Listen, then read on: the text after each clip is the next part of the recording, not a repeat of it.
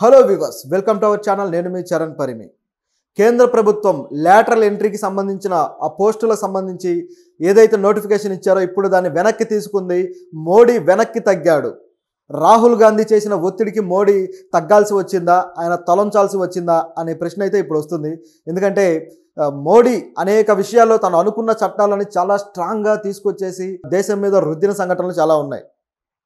కొన్ని అయితే ముఖ్యంగా ఆయన మొదట్లో వచ్చినప్పుడైతే ఏదైతే నోట్ల రద్దు విషయం కావచ్చు, అదేవిధంగా ఆ తర్వాత ఉన్నట్టుండి అర్ధరాత్రి పూట లాక్డౌన్ ప్రకటించడం కావచ్చు, ఇటువంటివన్నీ కూడా సడన్గా నిర్ణయాలు తీసేసుకుని అమలుపరిచిన సంఘటనలు ఉన్నాయి. అదేవిధంగా కాశ్మీర్కి సంబంధించి ఏదైతే ఆర్టికల్ 370 ఉందో దాన్ని రద్దు చేయడం కావచ్చు. సో ఈ విధంగా ఏదైనా సరే అనుకుంటే చేసే కెపాసిటీ గతంలో ఆ ప్రభుత్వానికి ఉండేది, చేయగలిగారు. కానీ ఇప్పుడు పరిస్థితి చూసుకుంటే అలా కనపడటం లేదు.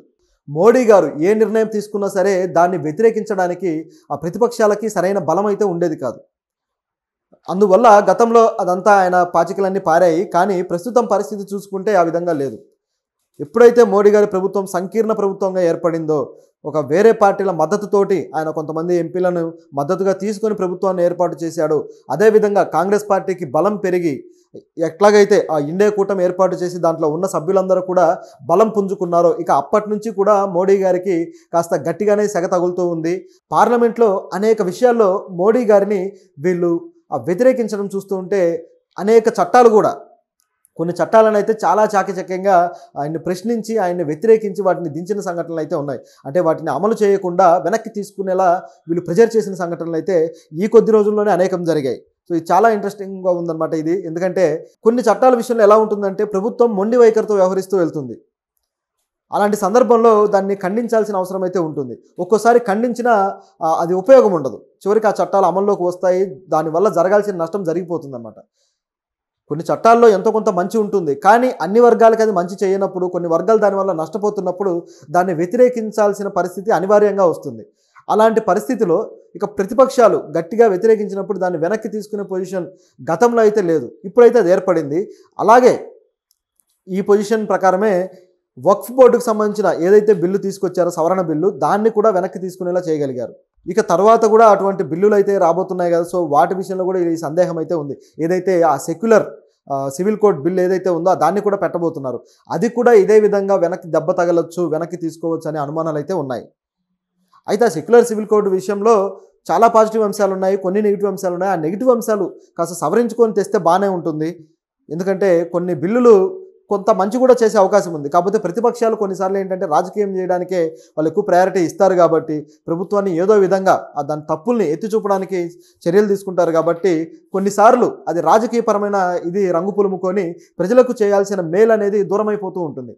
సో ఇలాంటి పరిస్థితి ఏర్పడకుండా ఈ ప్రతిపక్షాలు అయితే ప్రవర్తించాలి. అయితే ఈ విషయంలో మాత్రం లాటరల్ ఎంట్రీ విషయంలో కాస్త మంచి జరిగిందని చెప్పాలి. ఎందుకంటే లాటరల్ ఎంట్రీ అనేది ఈ ప్రభుత్వ ఉద్యోగాల్లో ఎవరైతే ఇప్పుడు యూపీఎస్సీ నుంచి ఐఏఎస్లు ఈ విధంగా సెలెక్ట్ అయ్యి వస్తారో వాళ్ళు అత్యున్నత కమిషనర్ పోస్టులు ఏవైతే ఉంటాయో, విద్యాశాఖ కావచ్చు, లేకపోతే ఆక్వా శాఖ కావచ్చు, లేకపోతే అనేక శాఖలు ఉంటాయి. సో ఈ శాఖలన్నింటిలో కమిషనర్లు, అలాగే మంత్రిత్వ శాఖల్లో కూడా ఏవైతే సెక్రటరీలు కావచ్చు, అలాగే డిప్యూటీ సెక్రటరీలు, డైరెక్టర్లు, కొన్ని కమిషన్స్కి డైరెక్టర్లు, సో ఇలాంటి పోస్టులన్నింటిలో కూడా యూపీఎస్సీ నుంచి సెలెక్ట్ అయిన ఐఏఎస్లు ఉంటారు. అయితే ఈ విధంగా ఐఏఎస్లను తీసుకోవడం కాకుండా ఆయా శాఖల్లో అనుభవం ఉన్న వాళ్ళని తీసుకుంటే సరిపోతుంది అనే ఆలోచనతోటి వీళ్ళు లాటరల్ ఎంట్రీ అనే పద్ధతితోటి ఒక ఇదైతే తీసుకొచ్చారనమాట, జీవోని. సో దాని ప్రకారం యూపీఎస్సీ 17వ తారీఖు ఒక నోటిఫికేషన్ ఇచ్చింది. అందులో దాదాపు 45 పోస్టులకు సంబంధించి మీరు అప్లై చేసుకోండి, లాటరల్ ఎంట్రీ ద్వారా దీనికి నియామకాలు జరుగుతాయి అని చెప్పేసి చెప్పింది. దీన్ని బట్టి చూస్తే ఈ లాటరల్ ఎంట్రీలో ఎవరికి ఇస్తారు ఏంటి అనే ప్రశ్న అయితే ప్రతిపక్షాలకు వచ్చింది. ప్రజలు కూడా ముఖ్యంగా యూపీఎస్సీకి ఎవరైతే ప్రిపేర్ అవుతున్నారో వీళ్ళు కూడా వ్యతిరేకించారు. అలాగే ఐఏఎస్లుగా ఉండి చేస్తున్న వాళ్ళు కూడా దీన్ని కాస్త అసంతృప్తి అయితే వ్యక్తం చేశారు. నిరసన డైరెక్ట్గా తెలియజేయలేదు, కానీ అసంతృప్తి అయితే ఉంది. ఎందుకంటే వాళ్ళు చాలా కష్టపడి ఎంతో పోరాటం చేసి జీవితంలో ఐఏఎస్లు అవుతారు. సో ఇలాంటి వాళ్ళు అలాంటి అత్యున్నత పదవులకి సరైన వ్యక్తులనే అభిప్రాయం అయితే ఉంటుంది. కానీ అదేవిధంగా మరో కోణంలో చూస్తే ఎవరైతే ఈ శాఖల్లో పనిచేస్తూ ఉన్న అంటే ఐఏఎస్లు కాని వాళ్ళు ఉన్నారో వాళ్ళ అనుభవజ్ఞులు కూడా ఉంటారు. సో వాళ్ళ అనుభవాన్ని, వాళ్ళ శక్తి సామర్థ్యాలను కూడా ఉపయోగించుకునే అవకాశం అయితే ఉంటుంది. ఉదాహరణకి ఇప్పుడు సపోజ్ ఇప్పుడు ఆక్వా శాఖ ఉంది. ఇప్పుడు ఆక్వా శాఖలో ఆ పని చేయడానికి కావాల్సిన కెపాసిటీ, దాంట్లో గతంలో ఒక 10-15 ఏళ్ల పాటు అనుభవం సంపాదించుకున్న వ్యక్తి వేరే శాఖలో ఉండుంటే ఆయన తీసుకోవడానికి ఛాన్స్ ఉంటుంది. తెచ్చి ఆయనకు ఆ పదవి అప్పగిస్తే ఖచ్చితంగా దాన్ని చేయగలుగుతారు. అయితే దీంట్లో మరో సమస్య కూడా ఉంది.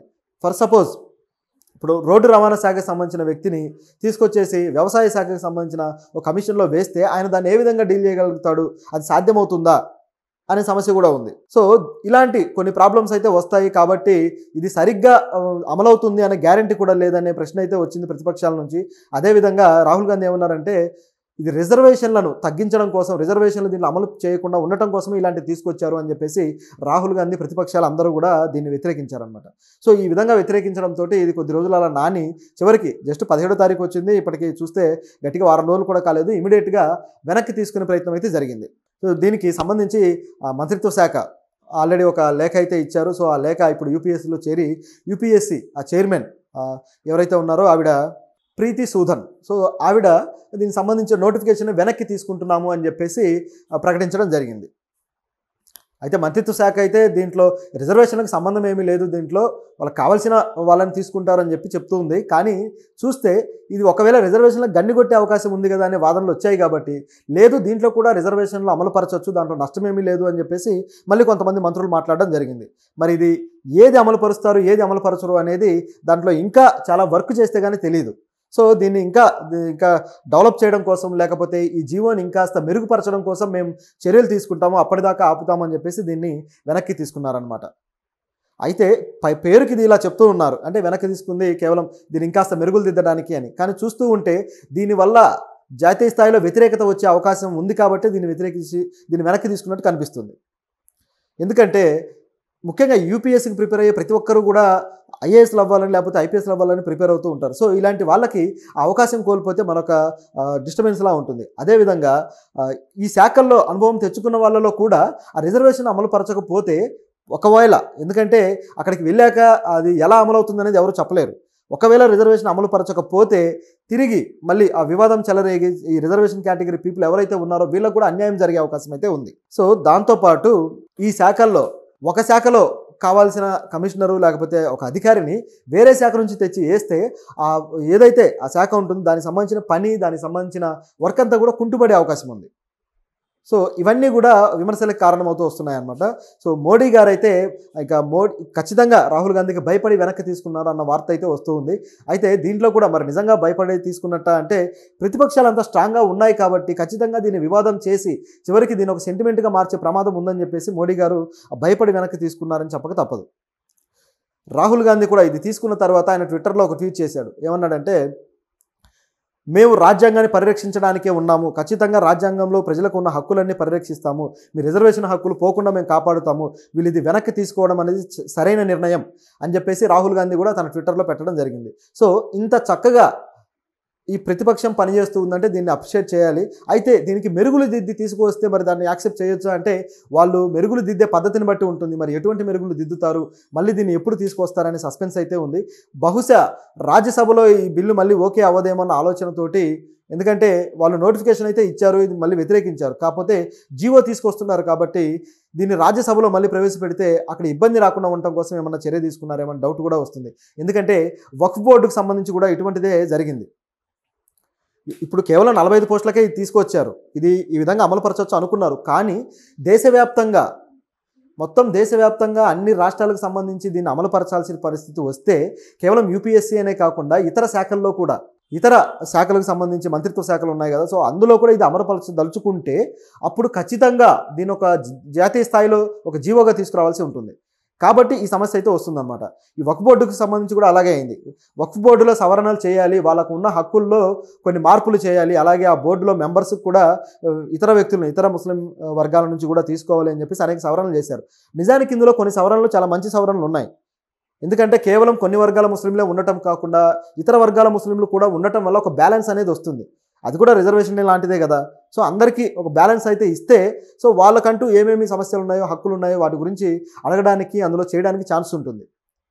అదేవిధంగా కొన్ని భూములు, సరైన పత్రాలు లేని భూముల్ని వక్ఫ్ బోర్డు స్వాధీనం చేసుకునే ఇది కూడా సరైన పద్ధతిలో లేదు అని చెప్పేసి చెప్పడం జరిగింది. ఇట్లా కొన్ని సమస్యలు అయితే ఉన్నాయి. దాంట్లో ఖచ్చితంగా ఆ మార్పులు అయితే అవసరమే, కానీ పూర్తి స్థాయిలో దీన్ని వ్యతిరేకించాల్సిన పని లేదు. కాకపోతే బీజేపీ ఏది తెచ్చినా సరే దాంట్లో కాస్త వాళ్ళ ఐడియాలజీకి సంబంధించిన కోణం ఉంటుంది కాబట్టి అది కాస్త తలనొప్పి. పైకి ఒకటి చెప్తారు, చేసేది మరొకటి చేస్తారన్న భయం అయితే ఉంది. ఈ వక్ఫ్ బోర్డుకు సంబంధించి కూడా అదే భయం. అంటే ముస్లింలకు సంబంధించిన హక్కులని హరించడానికి లేదా ముస్లిం మత ప్రచారాన్ని కంట్రోల్ చేయడానికి వాళ్ళకు ఈ పర్మిషన్లు కావచ్చు ఇలాంటి వాటి అన్నిటి మీద ఆంక్షలు విధించడానికే ఈ విధంగా చేస్తున్నారని కూడా కనిపిస్తుంది కదా చూస్తుంటే. అలా జరగచ్చు కూడా. ఎందుకంటే ఇప్పుడు దేశంలో ఆల్రెడీ విదేశాల నుంచి ఇతర మతాల వాళ్ళకు వచ్చే మైనారిటీ మతాల వాళ్ళకు వచ్చే ఫండ్స్ని కావచ్చు వీటన్నిటిని ఆపేశారు. అలాగే వీళ్ళు బహిరంగ సభలు పెట్టకుండా ఆంక్షలు విధించారు. సో ఇటువంటివన్నీ జరుగుతూ ఉన్నాయి కాబట్టి ఈ డౌట్ అయితే ఖచ్చితంగా వస్తుంది. సో అందుకోసమే ప్రతిపక్షాలు కాస్త సీరియస్గా రియాక్ట్ అయ్యి దాన్ని వెనక్కి తీసుకునేలా చర్యలు తీసుకుంటే చివరికి ఆ వక్ఫ్ బోర్డు బిల్లు కూడా పార్లమెంటరీ కమిటీకి పంపించడం జరిగింది.